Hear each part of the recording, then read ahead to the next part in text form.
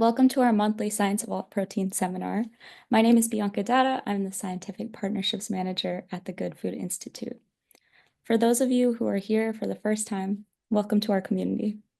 The Good Food Institute is a nonprofit think tank that's 100% driven by philanthropy, and our goal is to build a world where alternative proteins are no longer alternative. If you're looking to take a deeper dive into the science of plant-based, fermentation, or cultivated meat technologies, check out our open access resources at gfi.org/science. With that, I'd like to introduce today's speaker. Dr. Greger is a founding member and fellow of the American College of Lifestyle Medicine. He's also a physician and internationally recognized speaker on nutrition. His science-based nonprofit, nutritionfacts.org, offers a free online portal hosting more than 2,000 videos and articles on a myriad of health topics. A graduate of Cornell University School of Agriculture and Tufts University School of Medicine, Dr. Greger is also an acclaimed author. How Not to Die, How Not to Diet, and How Not to Age became instant New York Times bestsellers, and he has other books on the way. More than 1 million copies of How Not to Die have been sold. All proceeds that Dr. Greger receives from the sales of his books and speaking honoraria are donated directly to charity. Today, Dr. Greger will share how plant-based meats, unlike other ultra-processed foods, may be healthier alternatives to the products that they replace. His talk will explore compelling research, including randomized controlled trials lasting up to 4 years, showing how swapping animal-based meat for plant-based options could save lives and reduce healthcare costs. Dr. Greger, thank you for being with us today. I'll turn the floor over to you for your presentation. All my proceeds donated to great nonprofit organizations like the Good Food Institute. I'm so honored to be able to present some of my research today. This will be an abridged version of a 3-hour continuing medical education credit workshop I'm going to be giving in August. There's also will be a 35 video series on the topic that will be starting on nutritionfacts.org in September.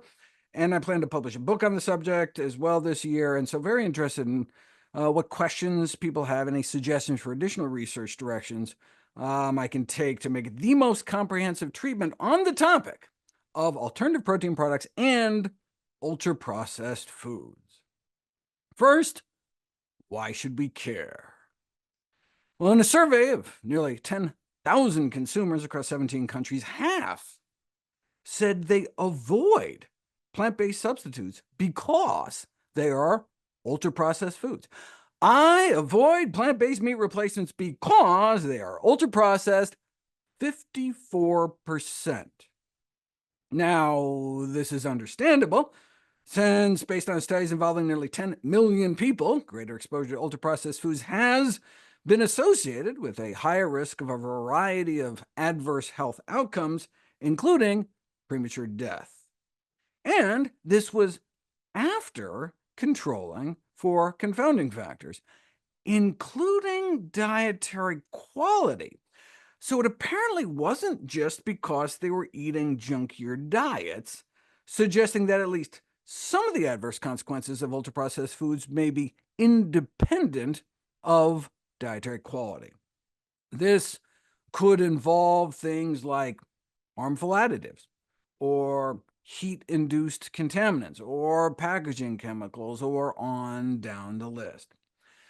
Here are the 16 factors identified by the developer of the ultra-processed food classification system that might help explain why increased consumption of ultra-processed foods may increase the risk of disease and death. And so, using these criteria, normally, when you compare ultra-processed products to the foods they were designed to replace, for example, water versus Kool-Aid, or fruit versus a fruit-flavored candy, the ultra-processed product tends to do worse, and not just because of a junkier nutrient profile. That's just the first row. However, plant-based meats appear to be the exception, better in most ways compared to the foods they were designed to replace. Let's start at the top. 2024 systematic review found 9 studies comparing the nutritional quality of plant-based meat to the animal-based meat products they were designed to replace, using a variety of different nutrient profile systems, kind of scoring systems, and they all found that ultra-processed meat alternatives scored mostly better, healthier than conventional meat based on every nutrient scoring system that's been tested. There was actually a 10th study listed that wasn't listed, but based on the food compass system that scores foods on a scale from 1 to 100, with 1 being least healthy and 100 being most healthy. Here's some of the examples of foods scoring a perfect 100 versus some foods scoring the worst, all the way from kale down to cake. Here's how the plant-based meats scored on that 1 to 100 scale. On average, about 3 times higher than their closest animal meat comparators. Similar results were found in 2 other popular scoring systems. Now, chickpeas would be better than either chicken, and soybeans would be better than soy burger, scoring a perfect 100. But compared to meat, the plant-based meats do better in every single case. In the field of nutrition, it always comes down to that eternal question, instead of what, right? Is something healthy? Well, compared to what, right? After all, the choice at Burger King is between this and this, not between this and that. Though, of course, there is a third choice, not ending up at Burger King. Based on their nutrient profiles, plant-based meats would be expected to reduce chronic disease risk. According to this study published last month, when it comes to heart disease, stroke, and cancer, plant-based meats would be expected to decrease the risk of these killer diseases by about 3% per daily serving replacement. Now, whole soy foods might take that down an extra 2%, because they're not weighed down by the sodium issue. But overall, swapping even 1 serving of plant-based meat a day nationwide could potentially prevent more than 100,000 cases of heart disease, stroke, and cancer in the United States every year. 100,000 cases prevented with 1 daily serving swap of plant-based meat. And next on the list is calorie density. In about 90% of studies, calorie density was significantly lower among plant-based meats, or about the same, not significantly different. So plant-based meats are the ultra-processed exception there too, in addition to beating out meat in every nutrient profiling system tested. Similar texture by design, similar lack of physical encapsulation of macronutrients inside intact cell walls. Happy to talk more about that in the Q&A. Fewer missing phytonutrients. For example, yes, plant-based meats may pale in comparison to the whole plants they may have come from in terms of antioxidant content, but they still average twice as high as the meats they were designed to replace. Next on the list are industrial contaminants, like advanced glycation end products. For those unfamiliar, the acronym AGE was chosen intentionally. These are pro-aging toxins involved in nearly every age-related disease you can think of. In the largest, most cited database of AGEs in foods, they tested 9 meat-based burgers and 9 plant-based burgers. All of the meat burgers numbered in the thousands, whereas all of the plant burgers were hundreds or less. The average AGE content of the meat burgers was over 6,000, compared to an average of less than 200, 30 times lower levels of AGEs. The thought is that naturally occurring phytonutrients act as inhibitors against the formation of toxicants, thus improving safety of the plant-based meats. However, 4 smaller studies using a more precise method of analysis called mass spectrometry found more ambivalent results. One study showed levels higher in the one plant-based burger they tested. A second study showed the opposite. A third study found higher levels of one AGE, lower levels of another, and a fourth study showed 2 to 3 times higher levels of both in the real beef patties compared to the plant-based hamburger meats. So overall, if you're concerned about advanced glycation end products, plant-based meat again appears to be the exception to the rule that ultra-processed products are necessarily worse than the foods they are meant to replace. In this case, either much better, 30 times better, or about the same, depending on the analysis that's used. Before I get to additives, there are 4 other heat-induced toxins that have been tested in plant-based meats. Furacin, which may damage human kidney and liver cells, is found similarly in cooked meat burgers versus veggie burgers, so same there. I definitely want to address acrylamide, which is the basis of this attack on alt protein that ran as full-page ads in major papers, suggesting that fake meat should have a cancer warning because of the acrylamide. Now, even after decades of research, whether or not acrylamide actually caused cancer is still an open question, but as always, better safe than sorry. Unfortunately, the extrusion feed rates and barrel temperatures that minimize acrylamide actually worsen an advanced glycation end product, so it may be difficult to control both. But not only are the acrylamide levels in plant-based burgers actually comparable to meat burgers, the true irony, of course, is the fact that real bacon actually causes cancer, and burgers probably cause cancer as well, due in part to 2 classes of cooked meat carcinogens, heterocyclic aromatic amines and polycyclic aromatic hydrocarbons, both of which have been found in higher levels in conventional meat than in plant-based meat.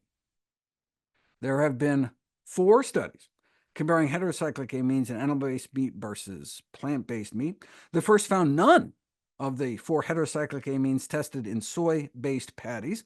The levels were not detectable. This may help explain why fried soy burgers were 40 to 250 times less mutagenic, less DNA damaging than fried beef patties. In the second study, there was none of one heterocyclic amine, but similar levels of 2 others. Overall, roasted beef patties may end up with more than twice as many heterocyclic amines in total compared to roasted plant-based hamburger meat. And a fourth analysis of heterocyclic amines in 3 plant-based meat products found the levels to be far lower than in conventional meat products. Even the highest level in plant-based products of the most carcinogenic kind they found was 25 times lower than that found in regular chicken. There appears to be only one study comparing levels of polycyclic aromatic hydrocarbons in meat versus plant-based substitutes, and it found the levels in plant-based meats were about 4 to 5 times lower. A third class of carcinogens found in meat, N-nitroso compounds, form inside our gut when we eat meat, or can kind of pre-formed in nitrite-preserved meats, cured meats, even so-called uncured processed meat with no nitrites added, asterisk, except those naturally occurring in cultured celery powder, in which the nitrates in celery are fermented into nitrite, so that's just a sneaky way of indeed adding nitrites. A ruse that even meat scientists admit may be viewed as incorrect at best and deceptive at worst. In terms of the heme used in Impossible products, I'd refer you to the 4 videos I did on the subject on nutritionfacts.org, and save the time here for new data. Up to 3/4 of plant-based meats have emulsifiers, which might be implicated in the rapid increase in the incidence of chronic inflammatory diseases, and evidence of harm now includes human clinical trials as well. It was actually my video on carrageenan that spurred Silk to reformulate their soy milk. I'm hoping to inspire some change in the meat space as well, since there is now direct preclinical evidence of harm for the common additive methylcellulose, at least in mice at around 10 times the concentration one might see in plant-based meat. Reassuringly, vegetarians who eat plant-based meat may actually have lower rates of irritable bowel syndrome than those who don't consume plant-based meat, suggesting that, at least from that standpoint, plant-based meat emulsifiers are not a problem. No discussion of additives in plant-based meat would be complete without mentioning the Terra flour debacle. Hundreds fell ill, more than 100 people were hospitalized, all because some plant-based meat company felt the need to boost protein levels with a clean label ingredient, leading to pronouncements like this in the medical literature. However, the most harmful additive currently in use is, ironically, the most traditional of all, and that's salt. The #1 dietary risk factor for death on planet Earth, excess sodium consumption, of course, is added to animal meat too, and not just in processed meat. While the #1 source of sodium for kids is pizza, and in older individuals, bread, the #1 source of sodium for U.S. adults aged 19 through 50 is chicken.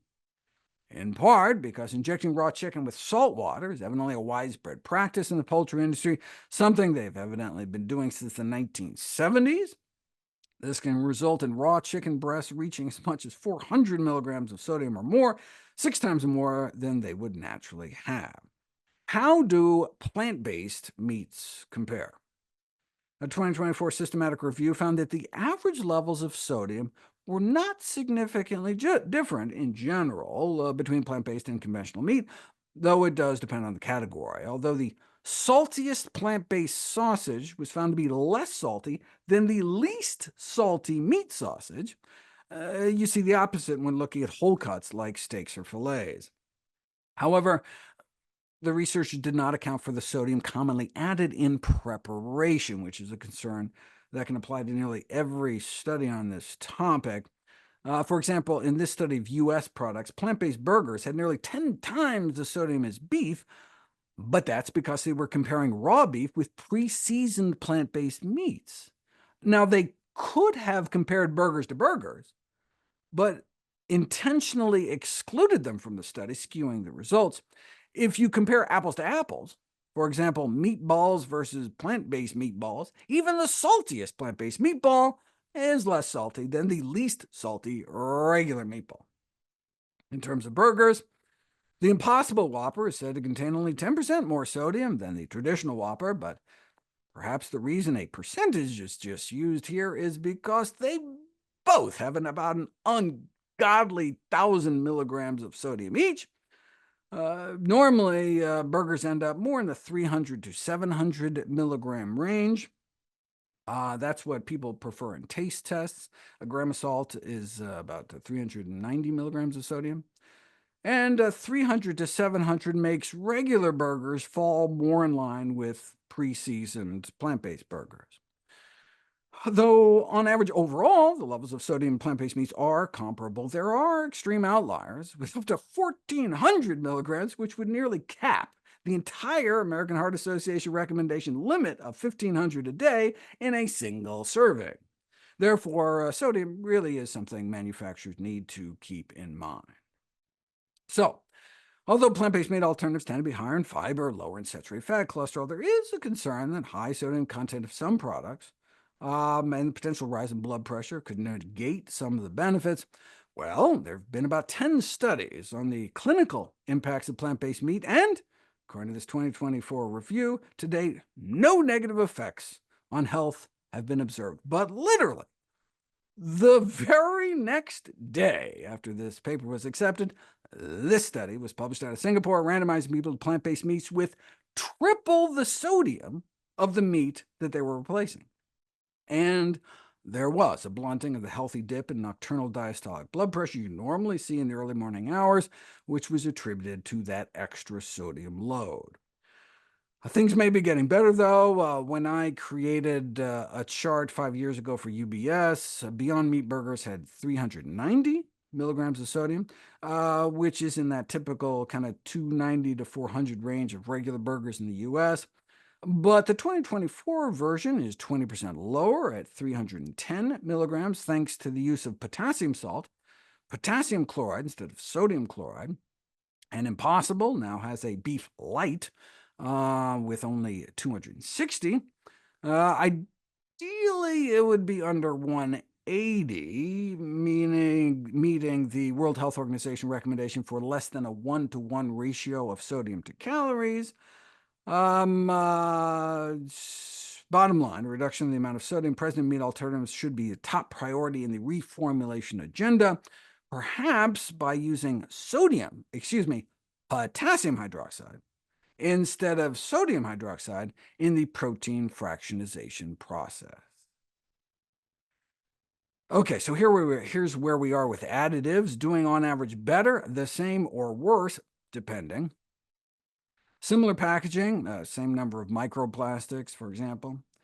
We already determined plant-based meat was healthier nutritionally. What about satiety? A 2024 systematic review of 8 randomized controlled crossover trials, plant-based meat versus animal meat, and overall an increase in satiety following the plant-based intake was reported. This then appeared to translate into lower calorie intake at that meal, sometimes even at the following meal, hours later.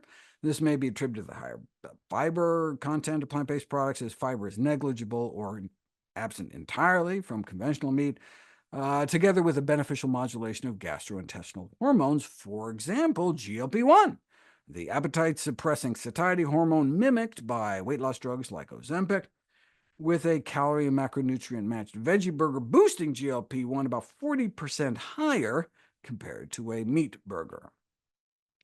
This then led to a significantly lower body weight in 2 out of the 2 randomized controlled trials, swapping some servings of meat with meat alternatives. In the REMAP study, replacing meat with alternative plant-based products, people were randomized to advice to continue their regular diet or to replace some of the meat they were eating with plant-based meat. And though the intervention group only ended up swapping out less than a single serving a day of meat, they lost significantly more weight within 4 weeks. In the Stanford swap meat trial, participants were instructed to swap out 2 or more servings of meat for plant-based meat a day while keeping everything else the same. During the plant-based meat phase, they inadvertently lost a couple pounds. Notably, this was observed despite no difference in reported total calorie intake or physical activity levels. Same calories, apparently, yet more weight loss. We've seen this before with randomized controlled trials of completely meat-free diets. Same calorie restriction, yet more weight loss, more waist loss, slimmer waist, and less body fat, eating less meat. That may be from the fewer branched-chain amino acids in plant-based meat, which would be expected to improve metabolic health. Or because the resting metabolic rate in those eating vegetarian may be up to 20% higher, so basically just burning more calories in your sleep, burning up to hundreds more calories a day just existing. Regardless of the mechanism, a significantly lower body weight was reported in 2 out of the 2 randomized controlled trials, but in the subsequent Singapore study, the slight half-pound drop in the plant-based group did not reach statistical significance, so it's 2 out of 3, but in general, more satiating and less weight gain. What about insulin resistance, the cause of type 2 diabetes and prediabetes? Randomized controlled trials find that replacing animal protein sources with plant protein sources improves both short-term and longer-term blood sugar control in diabetics, but in most cases they were swapping in whole food plant sources like beans and nuts. This study, however, randomized diabetics to swap out half their animal protein intake for the ultra-processed soy product called TVP for 4 years, the longest interventional trial ever published on plant-based meat, and there was a significant improvement in blood sugar control. Swapping in even 1 serving a day of TVP for red meat for 8 weeks can lead to a significant improvement in insulin resistance, though only a whole soy food swap was able to significantly affect fasting blood sugars within that time frame. This 6-week study, however, which randomized pregnant women with gestational diabetes to swap out half their animal protein for TVP, not only saw a significant improvement in insulin resistance and blood sugar control, but cut the number of newborn hospitalizations by 85%, just swapping out half their animal protein for TVP. Now, TVP is unusual in that it has 0 saturated fat, 0 sodium. In the swap meat study, which used Beyond Meat products, there was no significant difference in insulin or blood sugar levels. And the same in the Singapore study that used plant-based meats from a variety of sources. No difference in day-to-day blood sugar control, or week-to-week, or insulin resistance. And in a non-randomized subset doing continuous glucose monitoring, one of the measures appeared better in the regular meat group, though the other 18 measures did not. Bottom line, the blood sugar control literature is mixed based on which plant-based meats you're comparing to, either better or mostly the same. What about gut dysbiosis? Do plant-based meat alternatives harm the gut microbiome like other ultra-processed foods might? No. In fact, all 3 studies on the question showed meat substitutes offer microbiome benefits compared to meat. The impact of plant-based meat alternatives on the gut microbiome, a randomized controlled trial to assess the changes in the gut microbiome by analyzing stool samples before and after, just swapping out about 5 meals of meat a week for plant-based meat. Now, one of the great challenges in defining what a healthy gut is, we're still really in the early stages of understanding the complexity of the microbiome. However, one thing we do know, one of the indisputable criteria for a healthy gut is the number of fiber feeders, that term fiber into that we eat into these anti-inflammatory short-chain fatty acids, and that's exactly what they found. Even though the fiber content of plant-based meats pale in comparison to the whole foods, like beans, they did end up adding about 20 grams of fiber a week, swapping out the meat, confirming that even just the occasional replacement of meat may promote positive changes in the gut microbiome. In the second study, the Myco meat study, men were randomized to replace a few servings of meat a day for 2 weeks with the Myco protein meat corn. This not only increased the abundance of beneficial microbes in the gut, but reduced fecal genotoxicity. In other words, the amount of DNA damage that their feces cause colon lining cells. Now, that may just be because they're cutting down on meat, but on the mycoprotein there was a boost in good bacteria like lactobacillus, which may protect against cancer, at least in rodent models, suggesting that the fiber in mycoprotein may have prebiotic potential, feeding our good gut bacteria. Now, the 2-week swap did not seem to be enough time to affect TMAO levels, but in the 8-week swap meat study, several cardiovascular disease risk factors improved, including TMAO. What is TMAO? Trimethylamine N-oxide is considered like the smoking gun in gut microbiome disease interactions. When we eat meat, dairy, or eggs, the carnitine and choline get turned by certain bad gut bugs, and there's something called trimethylamine, which is oxidized by our liver into TMAO, and that appears to damage various organ systems within the body. So, the cardiovascular harm from eggs and meat is more than just cholesterol and saturated fat. TMAO is linked to some of our deadliest diseases: cardiovascular disease, diabetes, high blood pressure, stroke, cancer. Check out those p-values. Those are my kind of p-values, like 6 times 10 to the negative 21st. Right? That means you'd only get a finding that extreme by chance if you ran the study, about 1,000,000,000,000,000,000 times. So, TMAO may also mean time to minimize intake of animal products, which we can do by switching to plant products. Okay, so better for our gut. What about inflammation, artery function, and oxidative stress? In the swap meat study, they saw several improvements, but inflammation was not one of them. The authors suggest maybe the 8-week study was just kind of too short to achieve detectable improvements in systemic inflammation, but a healthy enough diet without any meat can cut inflammatory markers like C-reactive protein as much as 30% in half the time, right? Just 4 weeks. Instead, it was presumably because he used Beyond Meat products containing enough coconut oil that although they were consuming less saturated fat than the meat group, the level may still have been too high. Saturated fat is the single most pro-inflammatory food component known. Swapping out some meat for a healthier alternative like TVP, and you can get as much as a 75% drop in C-reactive protein. In terms of artery function, even a single day of plant-based meals can improve markers of artery function, as well as improving actual artery function after 5 weeks of replacing about a third of their protein intake with soy protein products, though in both studies included some kind of lesser processed soy foods like tofu. Finally, oxidative stress, excessive free radical damage, swapping out half of one's animal protein intake for TVP did not just improve insulin resistance and blood sugar control, but also reduce MDA levels. Malondialdehyde, the most commonly used kind of biomarker for oxidative stress.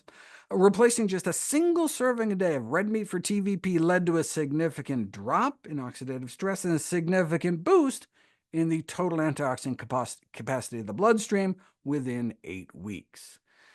Even after a single meal, conventional meat burger versus veggie burger, and the plant-based meal ameliorated oxidative stress compared to the meat meal, indicating the therapeutic potential of plant-based nutrition in improving the progression of complications in type 2 diabetes and obesity. So, in terms of inflammation, either better or no different, depending on the type of product, better artery function, and less oxidative stress. So, unlike almost any other ultra-processed product, plant-based meats appear to be the rare case in which ultra-processed products are actually better overall than the foods they were designed to replace.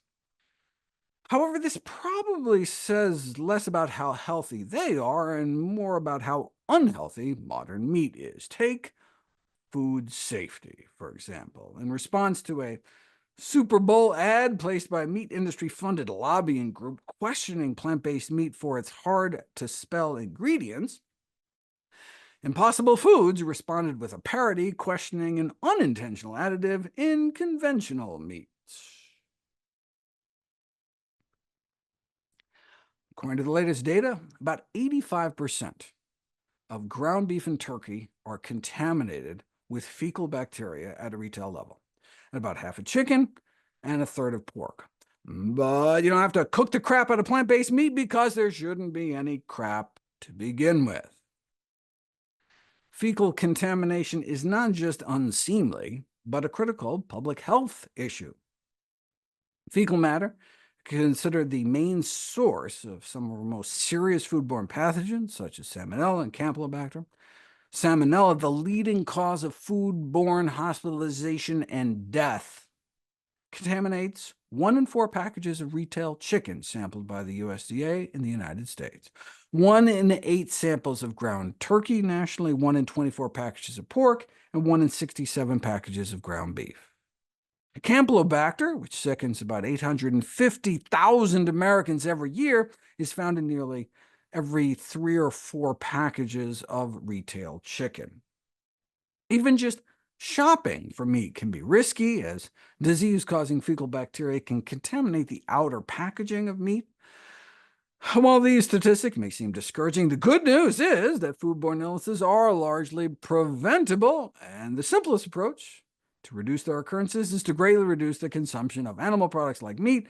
They are intestinal bugs, and since plants don't have any intestines, you can reduce the risk with plant-based meat, though there's always cases of manure runoff, contaminating crops, etc. But the leading causes of large outbreaks of food poisoning are all meat.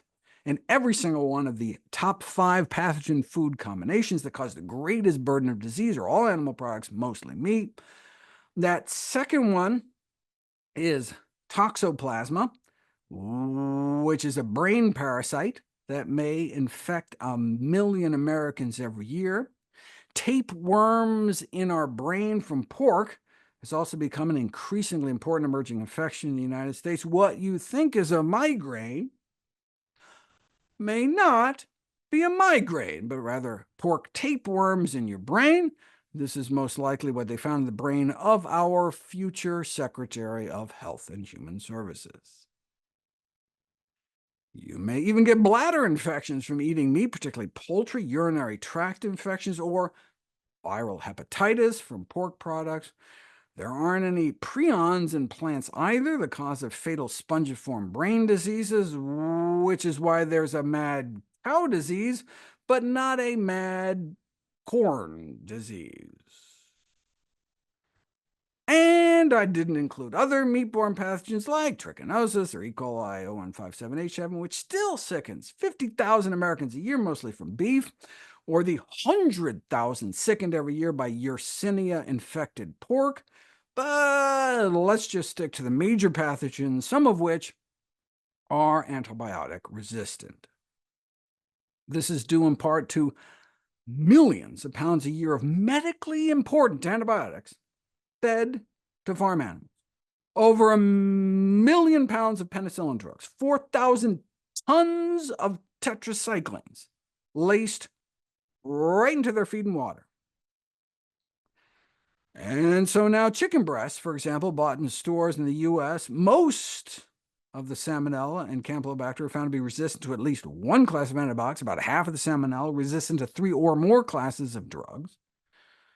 The link between antibiotic use in animals and antibiotic resistance in humans is considered unequivocal and an urgent threat to human health. Even organic meat raised without antibiotics may be contaminated with multi-drug resistant bacteria. It's funny, in a cover story in which Consumer Reports urged retailers to stop selling meat produced with antibiotics, they noted some store employee confusion. An assistant manager at one store, when asked by a shopper for meats raised without antibiotics, responded, wait, you mean like veggie burgers? Exactly. Antibiotic resistance genes can also be transmitted through meat, as well as residues of the antibiotic drugs themselves. You can correlate how much meat you eat to the levels of antibiotics you're peeing out every day. You can imagine what eating antibiotics every day could do to our gut microbiome. In contrast, the production of plant-based meat involves no guts, no feces, no antibiotics necessary.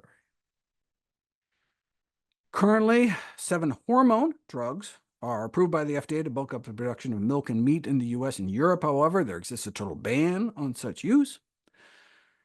I already talked about processing contaminants, but there are also industrial contaminants that build up in the food chain, including certain pesticides, PCBs, heavy metals, flame retardants. Can't you just buy organic meat? Surprisingly, the consumption of organic meat does not seem to diminish the carcinogenic potential associated with the intake of these industrial pollutants. If you look at the micropollutants and chemical residues in organic versus conventional meat, several environmental contaminants, dioxins, PCBs, lead, arsenic, sometimes measured at significantly higher levels in organic samples. Though cooking does help to draw off some of the fat where the PCBs are concentrated, seafood seems to be the exception, with steaming, for example, generally increasing the concentration of contaminants like mercury. There is, however, no mercury added to plant-based tuna. When researchers tested retail meat for the presence of 33 chemicals with calculated carcinogenic potential, like organochlorine pesticides and dioxin-like PCBs, they concluded that in order to reduce the risk of cancer, it was suggested limiting ingestion of beef, pork, or chicken to a maximum of 5 servings a month.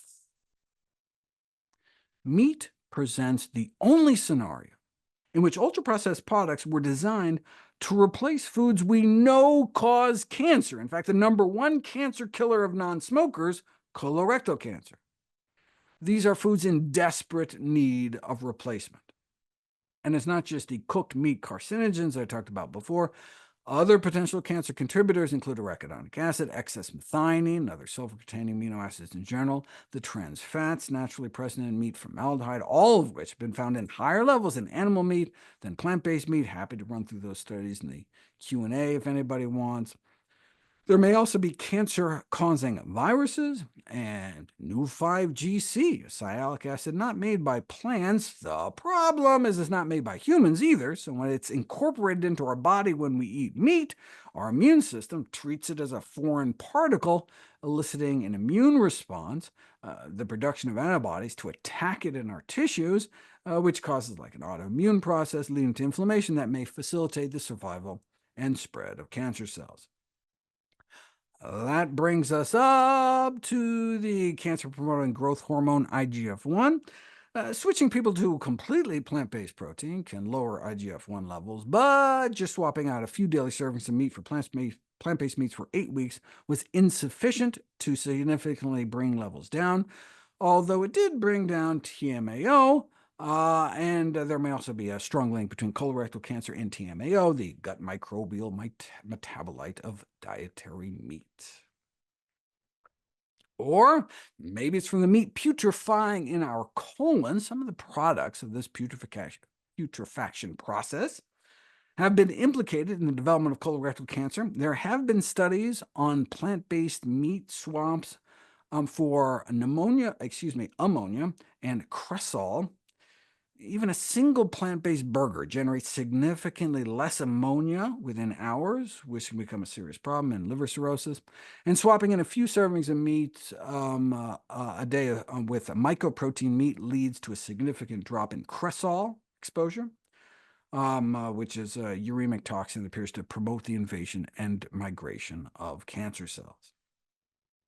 An acid-generating diet is also associated with increased risk of cancer. For example, a high dietary acid load is associated with an increased risk of breast cancer, colorectal cancer. The most acid-forming foods are all meats. The most alkaline-forming foods are vegetables. What about plant-based meat? The majority exerted a lower acid load compared to their meat-based counterparts. The blue dashed line is where beef comes in, and the red dashed line is chicken. So all the plant and mycoprotein-based meats are less acid-forming than chicken, and most less acid-forming than beef. And indeed, in the swap meat trial, switching to some plant-based meat had an overall alkalizing effect. This reduction in dietary acid load would be expected to reduce damage to a variety of organ systems, including the kidneys. This may help explain why, in that 4-year controlled trial of diabetics, randomized to switch half their animal protein to TVP, not only was there a significant improvement in blood sugar control and cholesterol and triglycerides and inflammation, but also a significant improvement in kidney function. Within even just 7 weeks of the same half TVP swap, almost every single person got worse on the regular diet, more loss of protein in the urine, but switching just half their animal protein to TVP, and nearly every person got better. So, plant-based meat is better than animal-based meat in about 40 different ways, though mold toxins and food allergens may be the exceptions. Mold toxins practically unavoidable, affecting about a quarter of the world's crops. Although feeding moldy crops can lead to contaminated animal products, the levels in meat are generally lower than in plants. About 300 samples of plant-based meat have been tested, all from Europe, and the levels are such that if everyone switched to 100% plant-based meat, intake of a few, like the liver carcinogen aflatoxin, would exceed safety levels and present a potential food safety risk. The first published risk analysis acknowledged that shifting to plant-based meat alternatives would eliminate the colorectal cancer risk from animal meat. However, if these mold toxins are not regulated, we could end up with higher risks for the consumer, as in more liver cancer cases caused than colorectal cancer cases prevented. Luckily, as things stand, the same research group estimated that potential risk of liver cancer for switching to all plant-based meat would be low, affecting at most 1 out of every 2 million people who made the switch. But bottom line, plant-based meat contamination with mycotoxins is a matter that can no longer be ignored, especially with climate change expected to continue to exacerbate the problem of moldy crops. And in terms of allergens, although the majority of food allergens are to animal products, allergies to land-based meat are rare, unless that is you're bitten by certain types of ticks. But about 1 in 150 people have wheat or soy allergies, which can be common components of plant-based products. All in all, though, plant-based meat alternatives are the rare example, perhaps the only example, of ultra-processed foods that are better in many ways than the foods they were designed to replace. Now, obviously, some of these categories are more important than others. The fact that bacon is officially designated as cancer-causing is more important than the fact that it may have a few more calories than plant-based bacon. But cancer is just killer number 2. The leading cause of death for men and women is heart disease, and covered under nutrient profile are the 3 things that raise LDL cholesterol: saturated fat, trans fat, and dietary cholesterol. Yes, there are other factors that affect heart disease risk: sodium, TMAO, but LDL cholesterol, also known as bad cholesterol, is unequivocally recognized as the principal driving force in the development of atherosclerotic cardiovascular disease, which is our leading cause of death for men and women.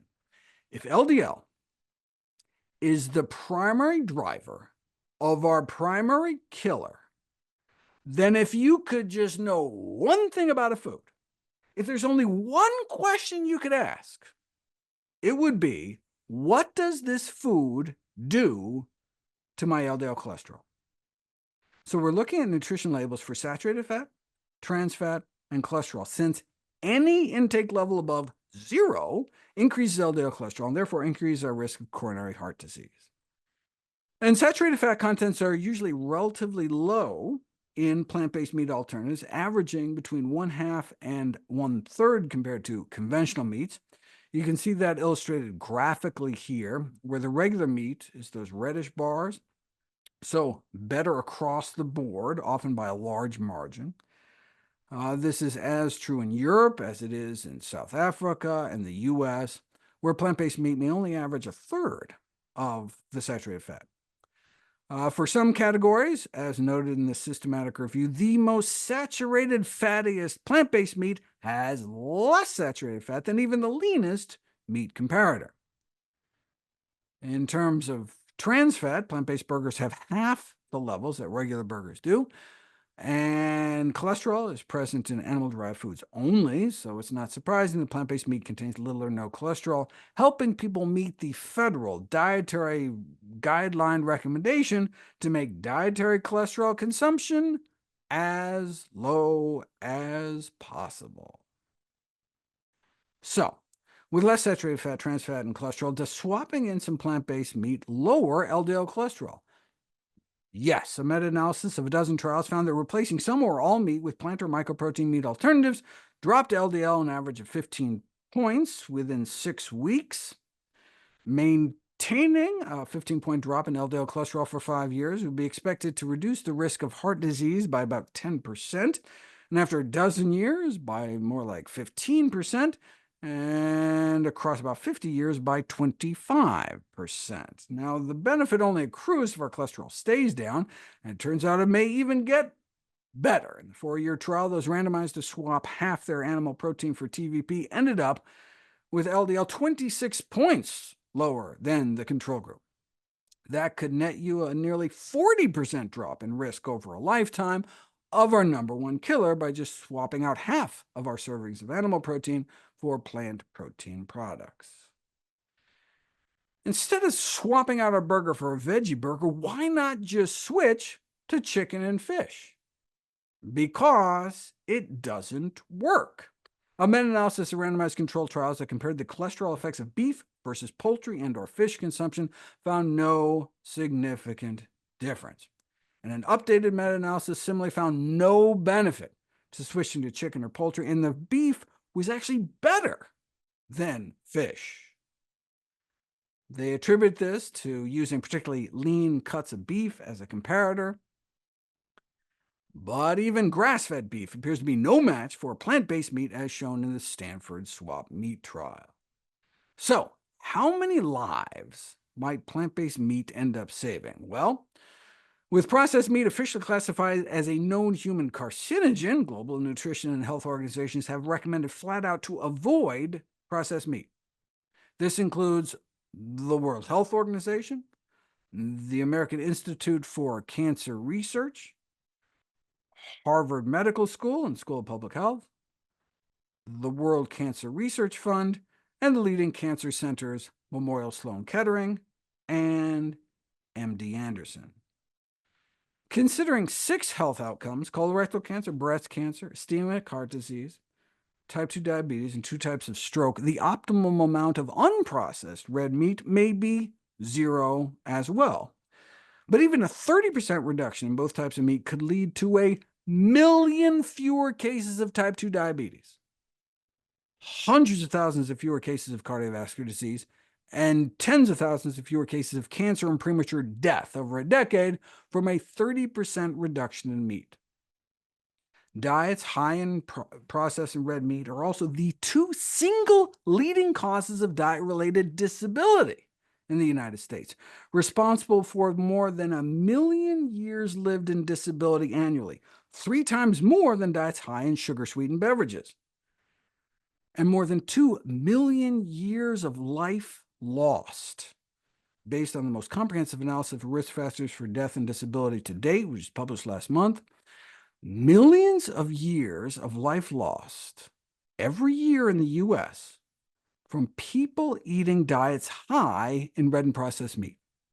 What do they define as high, though?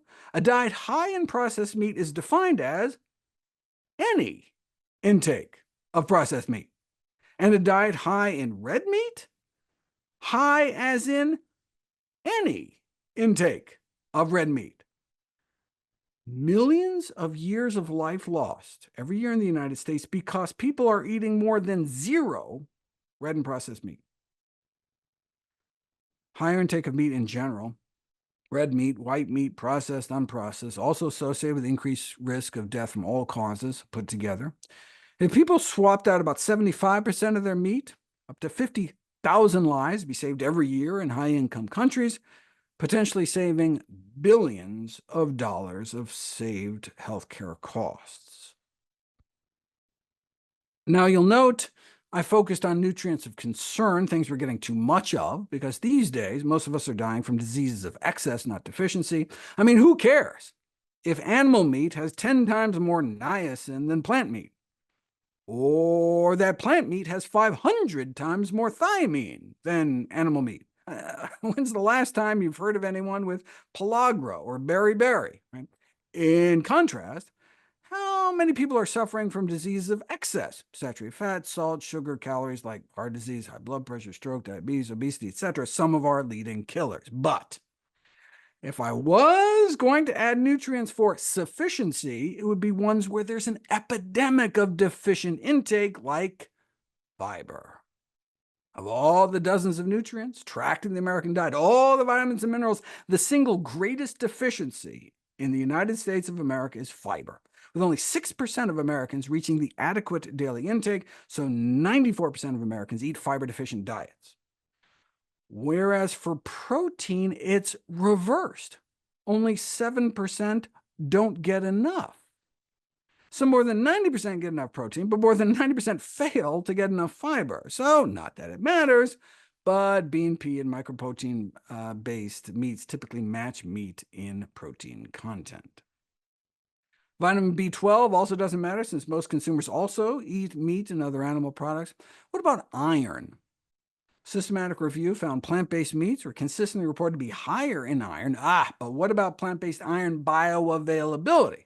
That was actually put to the test using human intestinal cells to see how much iron they'd absorbed from both, and iron bioavailability appeared comparable between soy burgers and beef burgers, and so ended up with comparable bioaccessible iron per burger. Another nutrient of particular concern to reproductive age women is folate, due to concerns about birth defects, and the 4 studies I could find showed between 2 and 28 times more folate in plant-based meat, and happy to run through those studies as well. However, for those interested in a more fundamental babies out with the bathwater attack on the ultra-processed concept itself, it might go like this. In the latest dietary guideline for the American Heart Association, they recommend to avoid ultra-processed foods. But they do have an asterisk. Some healthy foods may exist within the ultra-processed food category. Let's see what the true culprits are. If you look at the three big Harvard cohorts, 200,000 people followed for decades. Yes, total ultra-processed food intake was associated with cardiovascular disease, but that was driven by soda and meat, sugar-sweetened beverages, and processed red meat, poultry, and fish, like fish sticks. What if you exclude soda and meat? Well, then the relationship between ultra-processed foods and cardiovascular disease disappears. What about mortality? Yes, those who ate the most ultra-processed foods in general had a higher rate of dying prematurely, but it mattered what kind of ultra-processed foods, with ready-to-eat red meat, poultry, and seafood products showing particularly strong associations with mortality. The apparent worst ultra-processed food when it came to dying prematurely in general? Meat, poultry, seafood. The worst when it came to dying from cancer? Meat, poultry, seafood. The worst when it came from dying from cardiovascular disease? Meat, poultry, seafood. The worst when it came to dying from lung diseases like emphysema? Meat, poultry, seafood. The worst when it came from dying from neurodegenerative diseases? Ice cream. And the worst when it came from dying from other causes? Meat, poultry, seafood. Bottom line, the major factors contributing to the harmful influence of ultra-processed foods on mortality are processed meat, poultry, fish, and soda.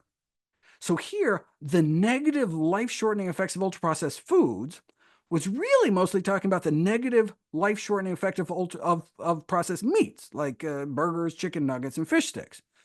Though the association between more ultra-processed foods and higher mortality does appear present even among vegetarians. Yes, plant-based diets, reducing or avoiding eggs, dairy, fish, and meat have been linked to reduced risk of various chronic diseases, including our leading killer, cardiovascular disease. That does not mean you can live off of vegan donuts. Non-ultra-processed foods like fruits and vegetables are associated with lower risk of disease, but plant-sourced ultra-processed foods like Oreos and Mountain Dew are associated with higher risks. And so dietary guidelines shouldn't just tell people to cut down on meat and other animal sources foods, but also to cut down on junk. Okay, no big surprise. But this was how the paper was reported on: the hidden health hazards of vegan sausages. Vegan fake meats are linked to increase in heart deaths. What? If you look at the study, only 0.2% of their diet was meat alternatives. 39.4% of their diet was composed of ultra-processed plant foods, but only about 1/500th of their intake was meat alternatives. They were eating 30 times more pastries. I mean, isn't that more likely to be a culprit? 14 times more fries and candy, even 4 times more hard liquor. But apparently, there's not a lot of clickbait to be had by telling people, vodka and cream puffs aren't good for them. What we need is a more granular study that separates out meat alternatives for analysis, and here we go. 250,000 people followed for over a decade, and while it is true that higher consumption of ultra-processed foods in general increase the risk of cancer and cardiometabolic multimorbidity like cardiovascular disease, diabetes, but that was driven by ultra-processed animal products and soda, not plant-based meats. Oh, sorry, let me go back to that. Not plant-based meats. Just so you can see where that lands. So, when the authors conclude that higher consumption of ultra-processed foods may increase the risk of cancer and other diseases, their data really only shows that consumption of foods of animal origin and soft drinks are associated with such risk. And indeed, when the authors were challenged to go back and exclude the animal-based foods and beverages, the relationship between ultra-processed foods and those multiple diseases disappeared. That's also what a systematic review and meta-analysis of all such studies showed: the only categories of ultra-processed foods associated with higher mortality were sweetened beverages and meat. So the only ultra-processed food that appears to be killing people is meat. In that case, instead of being part of the problem, plant-based meats may be the solution to the ultra-processed foods issue. The one other ultra-processed study that separated out plant-based meats looked at telomere length, which is a measure of cellular aging. Their study found that higher consumption of total ultra-processed foods associated with shorter telomere length was a sign of accelerated aging. However, some subclasses of ultra-processed foods may be associated with longer telomere length, suggesting slower aging. And the class of foods associated with the longest telomeres: vegetarian alternatives, plant-based meats. Yes, the bottom line is that nutrition policies and dietary guidelines should continue to emphasize a diet rich in whole, plant-based foods. Indeed, if all meat in high-income countries were replaced with whole legumes, we could potentially decrease mortality rates 5 or 6%. According to this new study last month, that can mean saving 180,000 lives every year in the United States. If instead we replace meat with processed or ultra-processed plant-based meat substitutes, we'd only save about 130,000 American lives a year, about a 4% drop in overall mortality. That's still a lot of lives saved. So we shouldn't let the perfect be the enemy of the good. Plant-based meat alternatives are better than the alternative. Or as one study put it, plant-based meat could be considered meat with benefits. I'm looking forward to your questions, and should any arise later on, please feel free to call or write anytime for anything.